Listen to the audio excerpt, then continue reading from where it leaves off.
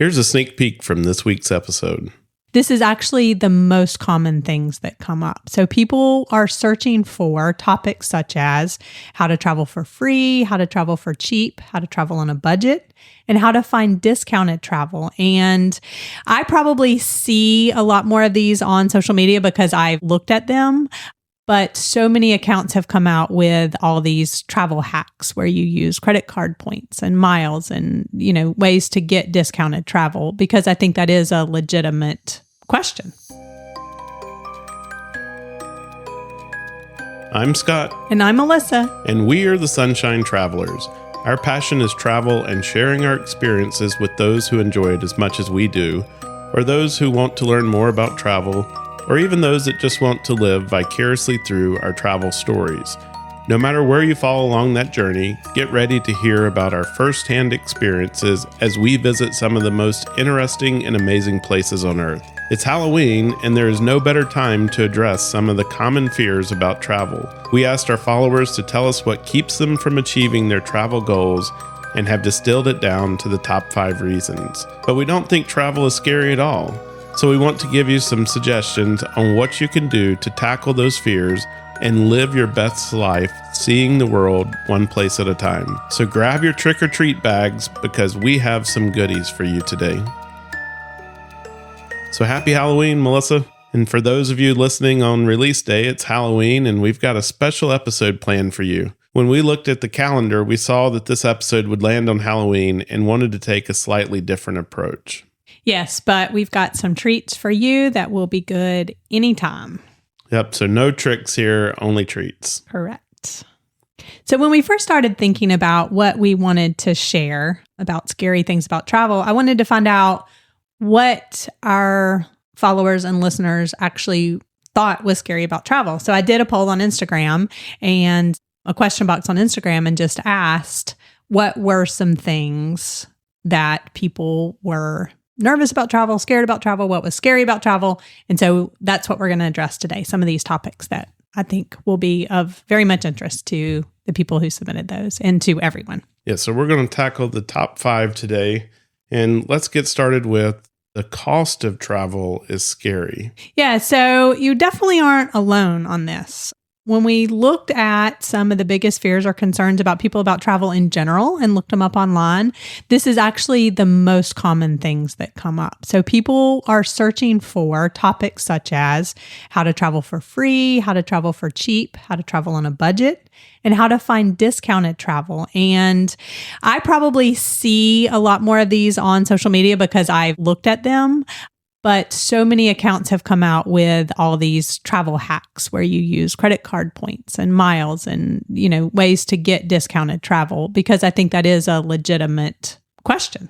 Yeah, I mean, listen, travel can be expensive, but we had a great conversation with some friends of ours and we were talking about travel and why some people would think that travel is so expensive. And if you travel inside the US, it is very expensive.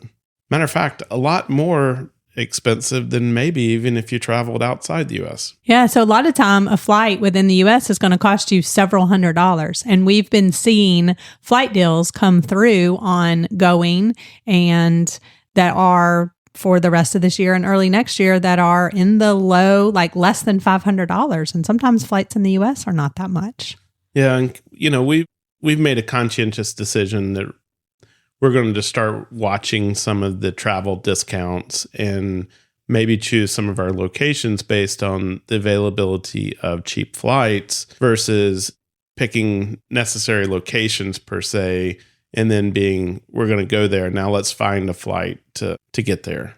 Right. And so I guess we should start out by saying that that's probably the most expensive way to travel. If you say, I want to go to Hawaii on this day, now I'm going to go find the flights, that's when you're probably going to pay the most for it. So if you are if you're not flexible on your destination, but more flexible on your dates, but especially if you're like, oh, hey, here's a good deal that comes through. And that's why signing up for something like Going, and we'll put the link to that. We've mentioned that several times. So when a destination pops up and you're like, oh, I heard the Sunshine Travelers talk about Barcelona. I want to go there. Here's a deal. Or to Portugal or to London or just all these places, then you say, okay, when are those good and can I make that work? So let's give everybody an action item right now.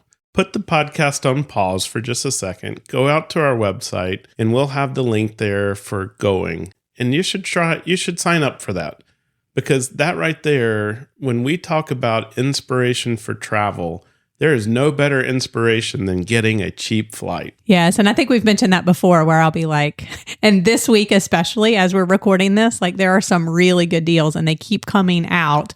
And so like every day I've said, we've talked about like Spain and the El Camino Trail and different places like that. And then I'll get these alerts that, okay, that's what's on sale or all over Europe or that kind of thing. And so that link will actually it is on our website, but just to make it super easy, that link is right here in the show notes, no matter where you are listening to that. Yeah. And so, go out there, use that link, sign up, and you will absolutely be amazed at some of the deals that we're seeing right now. When we talk about the cost of travel being scary, it's scary cheap right now.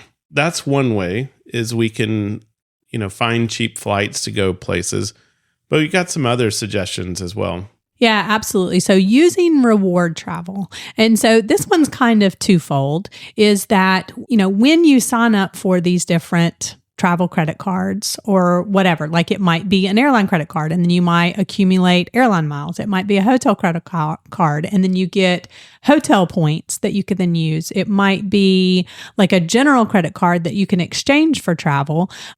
So just make sure two things: that you are not just exchanging those points for money. I always see an option. You could spend that on gift cards, or you could spend it on your Amazon purchases, but you'll get or cash back, but you'll get a way better deal on that if you use it for reward travel, especially the credit card points. Yeah. So think about it. If you could get a $100 gift card, for those points, or you could get a $300 hotel night, which one's a better deal? And I don't want you to think too, because I think that you do see a lot of people online. Okay, they've opened like 10 credit cards and you're not comfortable doing that. But for most people, if you're going to take a trip or two a year, like one credit card, and then, using your everyday purchases on that responsibly, and of course, paying it off, is going to get you to that at least free flights, at least enough points for flights. And, depending on how many people are traveling and where you're trying to go and stuff like that. So it's not like you need, these people who are traveling like all the time and taking a zillion trips. Yeah, they want to open all these.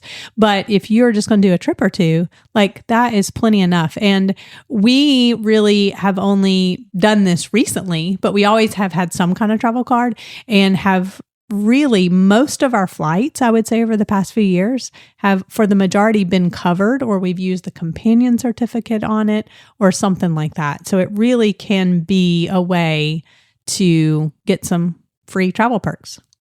And, we, like Melissa said, we've had a couple of different cards over time. But until just recently, we always used the Delta SkyMiles American Express.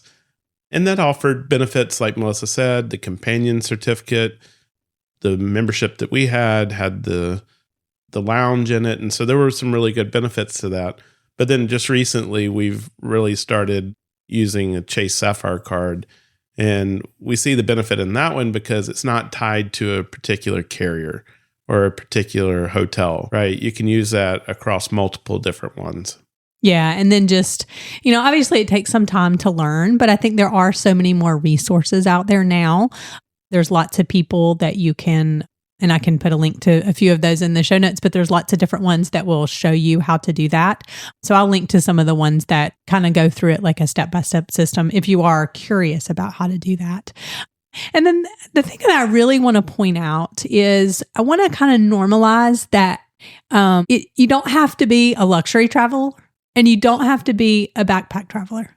You can be somewhere in between. And I'm kind of saying this jokingly because it's kind of something that you're seeing on social media now, right? About normalizing this and that. And that's a particular one that I saw. But Scott and I have said, as we have, talked about doing this podcast, and the way that we share with you is that we don't stay in we don't go full on luxury. I mean, sometimes we do stay in nicer places, right? And we certainly don't do backpack stuff. There's been a couple of We're times. not staying in hostels and Right. Now, have we traveled in Europe with a backpack? But yeah, not exactly the same kind of experience, right?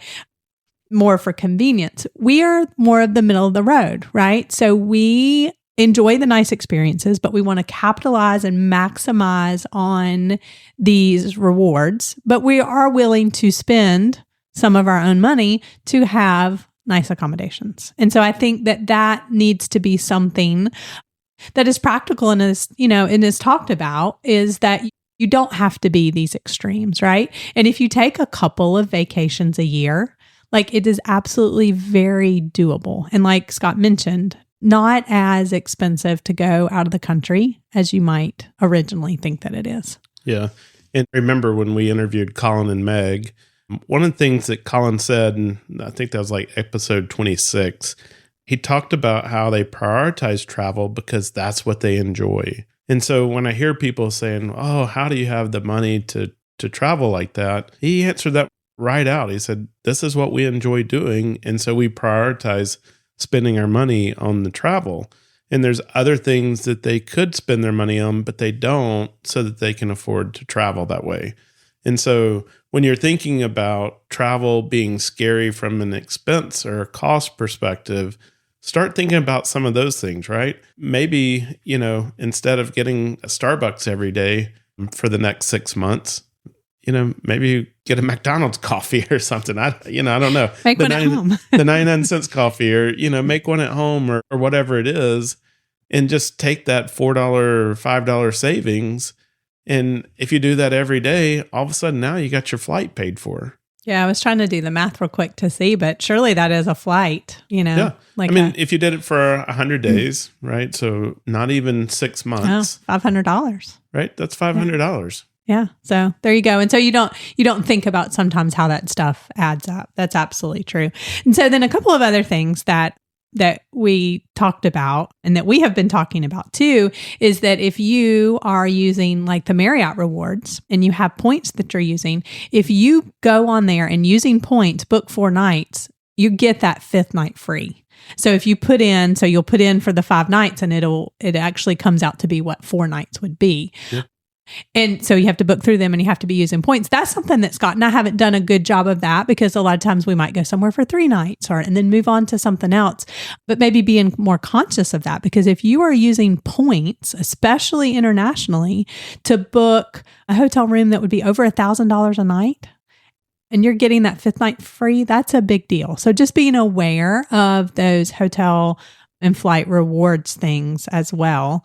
And then also, and we'll tease this a little bit, Scott mentioned that we had talked to our friends, but we actually have a podcast episode coming out next week, and we just recorded that with them. And they made a good point that they were actually able to get a flight recently where they bought some or all of the points to finish off a trip, but buying the points would have actually been less than just buying the flight outright. Yeah, they bought a flight, a 16-hour flight, and they bought a first class ticket. And buying the points, I think they said they paid like $1,200. Oh my gosh, you couldn't get a first class ticket on a 16-hour flight for $1,200. You're going to pay $9,000 plus for that ticket. So looking at things like that as well when you're planning your travel. Yeah. And so just being aware of some of that. And you'll have to dig in and do some research. But there's so much good information about that. And we had that recently too. A lot of people have told me, oh, you never want to buy, like, especially Marriott points. But earlier this year, they had a deal where it was like 40%. Yeah. So it's like if you bought 100,000, you got 140,000. But I had a specific thing that I was going to use it for, a specific hotel that I needed to book at a certain time. And so I just did the math, and looking at that, it was going to cost me more to pay for the hotel room than to buy the points. So, in that case, I could definitely justify it as they could. So just something to look at. So just be aware, they've got some great tips. Got a great episode coming with them next week, and they've got some excellent tips about all kinds of different kinds of travel. So be sure to subscribe so that that one will land in your notification You're for next going week. to want to hear this interview. So one final thought on this before we move to number 2 is I actually have a list of different places that I just kind of look for not only the cheaper flights, but also just like different travel deals. So if you are looking for those, so instead of just calling them all off, I'm going to just put a link in the show notes. Some of them I subscribe to and get emails just so I can see they are all the way from budget, all the way to luxury type stuff, just to see what is out there. So those will be in there. Well, let's move on to the second scary topic. And it's that it feels scary to travel alone. So some of our listeners who are out there, they say, I would be traveling alone. And that's kind of a scary thought, is being out there. So as we were talking about this, because this was one of the questions that I had gotten. And so as we were kind of talking about doing this, I wanted to share a couple of experiences that I have had. So while I have not traveled a whole trip alone, well, I guess I should share. One time we were on a trip and you had to end up going somewhere else for work. And so there has been a couple of times where I have traveled back alone. And actually the time travel interruptions. So you can listen to that episode where I then traveled to Disneyland Paris alone because my flight got canceled and stuff like that. So I read this actually in Travel and Leisure magazine that just came out, and thought it was a really good tip that I wanted to share. And the person saying it said, first go and have a meal by yourself. So if you're not used to even doing that, go somewhere and have a meal by yourself in a busy restaurant at a busy time, and just test the waters out there first. And we're not talking about go to Chick-fil-A. We're saying go to a nicer restaurant and sit there, and have a meal. Yeah, and have to order and stuff like that. Because I will say, I've talked to my daughter before, and she's like, well, who'd you eat with, or what did you do to eat? And I was like, oh, I ate by myself. So let me explain why I would say that is because a lot of the times when we have traveled, and I've been fortunate enough to travel with Scott for work, and he isn't working or in meetings or whatever, I have gone off and explored on my own, right? I've gone to some kind of tourist destination, museums, whatever. Well, so of course you have to have meals, right? Breakfast or lunch or, sometimes even dinner when you've had events.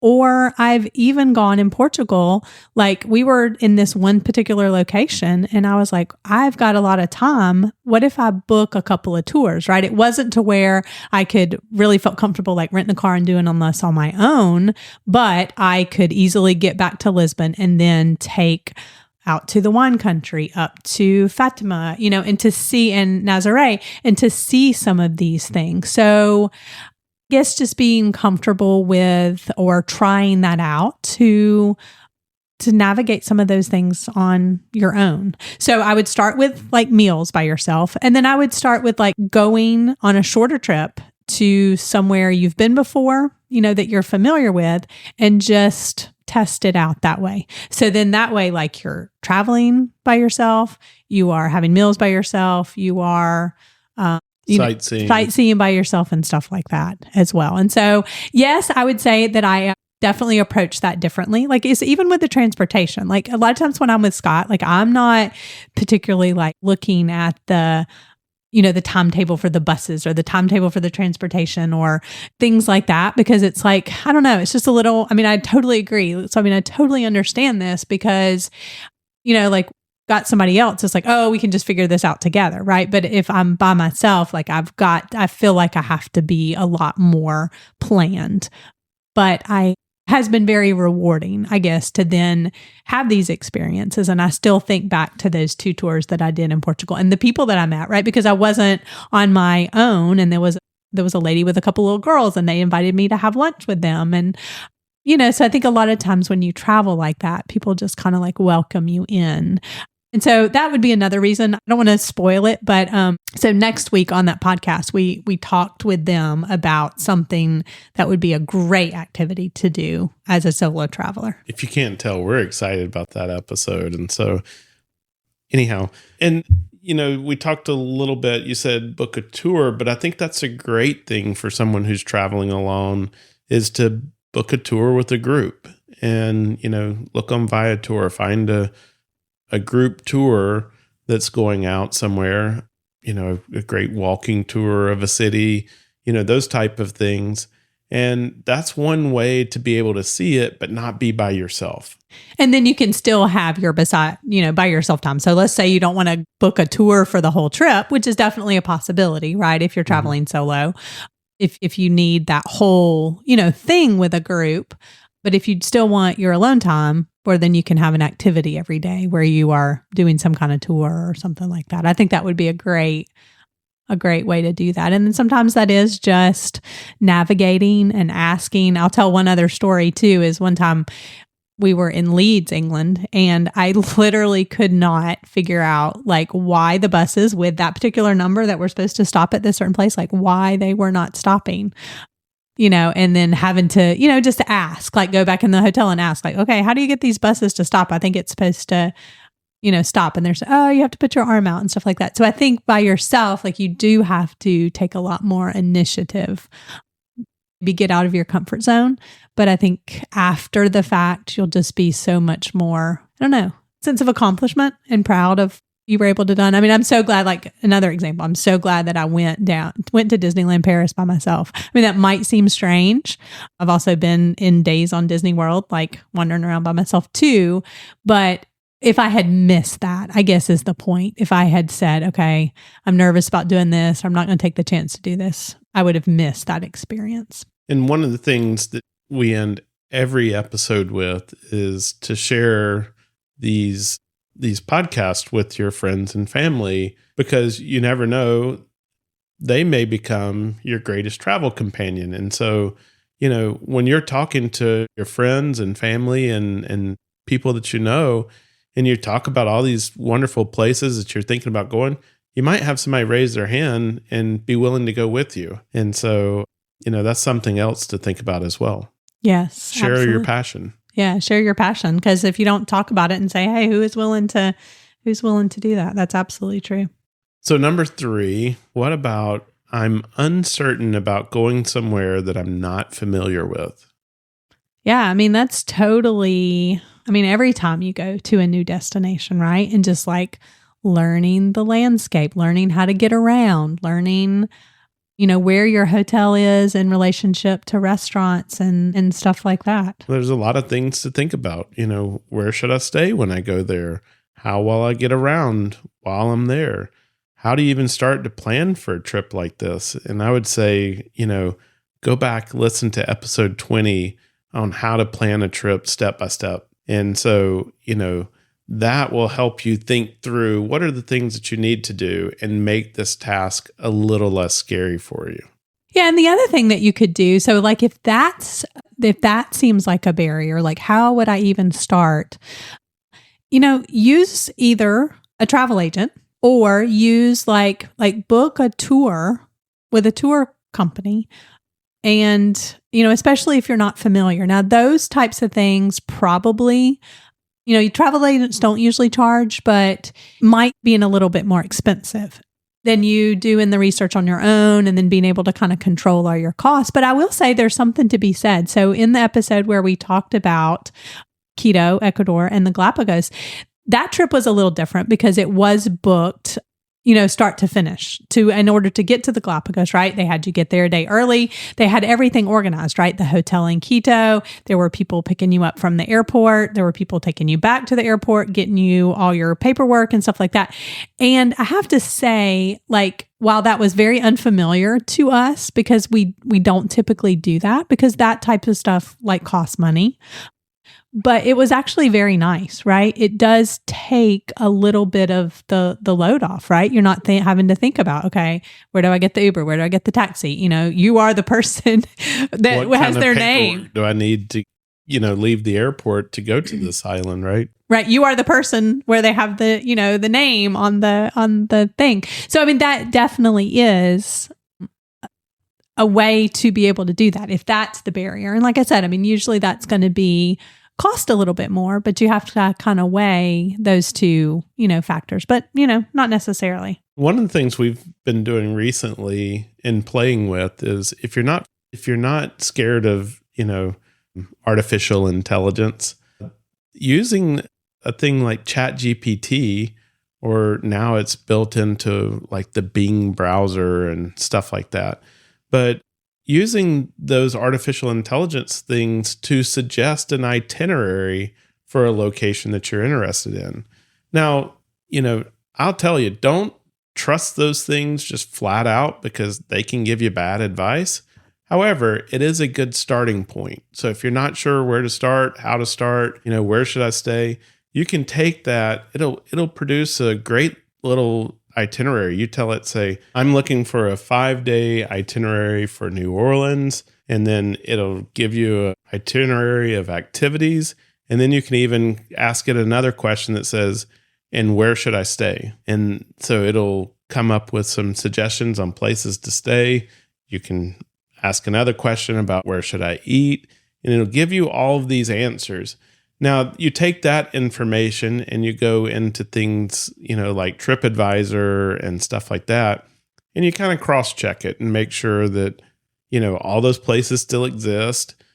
Read some reviews, make sure that, you would agree that that's a place where you want to stay or eat. Look on a map, see where it's located, in comparison to maybe some of the places that you want to go. We talked about in one of the episodes, just creating a Google map of saved places and put pins on there. And so you can then look at where's the hotel compared to all the things that you want to see and do, and then decide whether that's a good place or not. So, to take a little bit of that off of your shoulders about, I've got to try to figure everything out, use some tools like this technology to give you that head start and make it a little bit less daunting. And then you're just kind of validating the information. And then you can, look up other things if something doesn't check out. Yeah. And use, like our podcast. That's why we try to talk a lot about destinations and here's where we ate and, here's some links and blog post and, ask family and friends and stuff too. I asked a bunch of people about New Orleans and where should we eat. And of course we couldn't take all those recommendations, but we could, try as many as we can. We asked the concierge, and stuff like that. So just as many recommendations as you can get, and then pick the things that are going to be most interesting to you. And Scott, to kind of circle back to, it takes us some time to get accustomed to stuff. The most recent trip to New Orleans, where is a hotel in relationship to Bourbon Street? Where are we going to eat? But then after a couple of days, we were like, we're pros. We know how to, get there and all that kind of stuff. So, no matter what, it's going to take you. We were jumping on the streetcar and knowing where that was taking us and, and getting around that way. And so don't expect that you're just going to show up and feel 100% comfortable. It does take a little bit of time to get your feet under you, but then once you have your feet under you, have a blast. So another great way to be able to travel to new destinations is to book a cruise. And yes, it could be to the Caribbean, but to Alaska might be a great way to see Alaska and then go further in to explore with an excursion.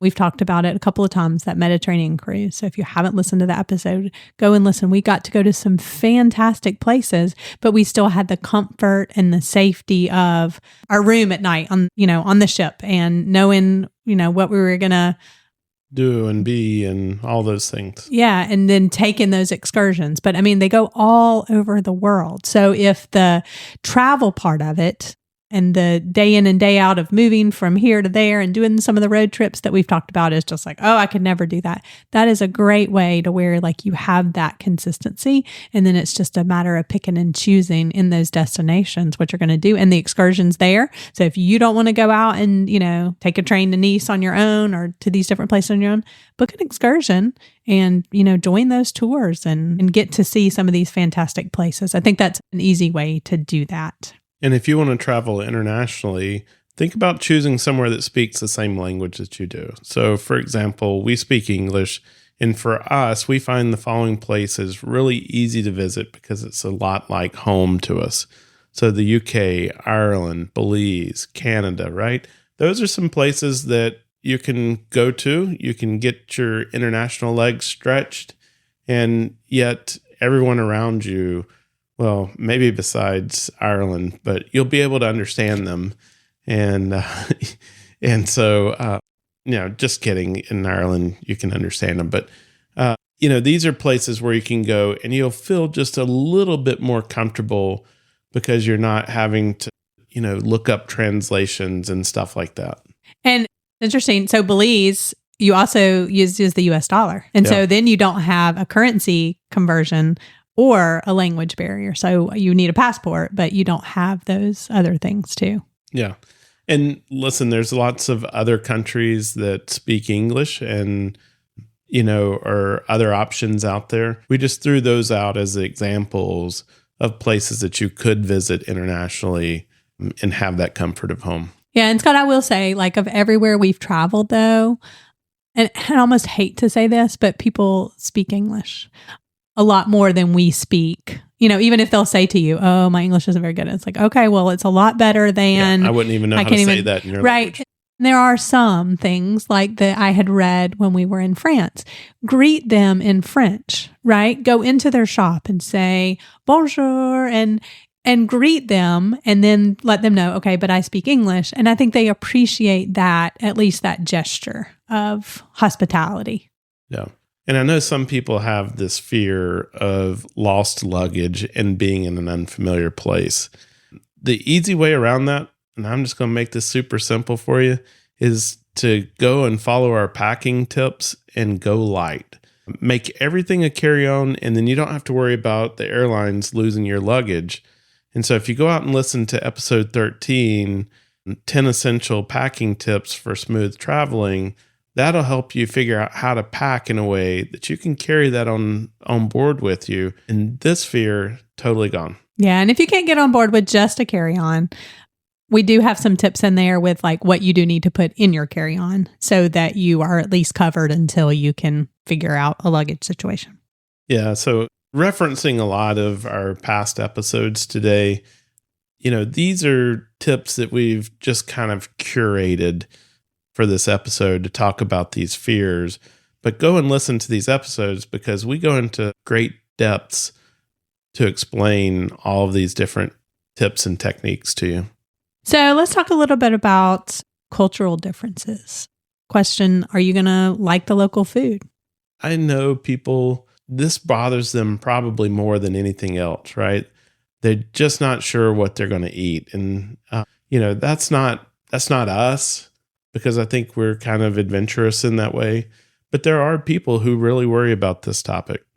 And so the thing is, you're not going to know unless you try. And, the worst case scenario, again, I hate to say this, but there's a lot of American fast food restaurants. If you go to some of these places, like with big cities, like we see McDonald's, a lot of places, you see Starbucks, like everywhere, and if nothing else, they're probably going to have like some basics like chicken and different things like that for, the majority of places. So, and hopefully you can get a little bit more adventurous. And I'm not saying you have to go eat guinea pig or turtle soup or octopus or those kind of things. Just, don't have to be that adventurous if you don't want to, but just trying. And I think that you'll be pleasantly surprised. We talked to my dad last night, and they've just gotten back from Italy. And I laughed because somewhere that they were in Venice or something like that, he went somewhere and found chicken wings. Yes. So worst case scenario, you can go somewhere and find some chicken wings probably. Yeah. Or, snacks. Yeah. Go to a grocery store, go to a convenience store. I think we always end up at the convenience store. This last trip, we were super prepared, except for I realized I had broken my glasses, just like reader glasses. So I was like, okay, we got to go find the CVS. I've got to get some glasses. So, just being able to pick up some snacks if worst comes to worst. Yeah.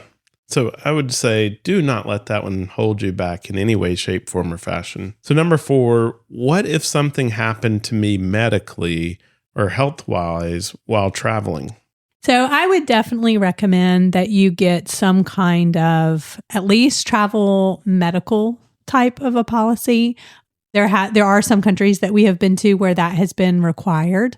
When we went to the Galapagos, because it is kind of remote, they required that you had some kind of travel medical that would cover something like a medical evacuation. Heaven forbid, but sometimes, these things do happen. And so there's lots of companies that specialize in that.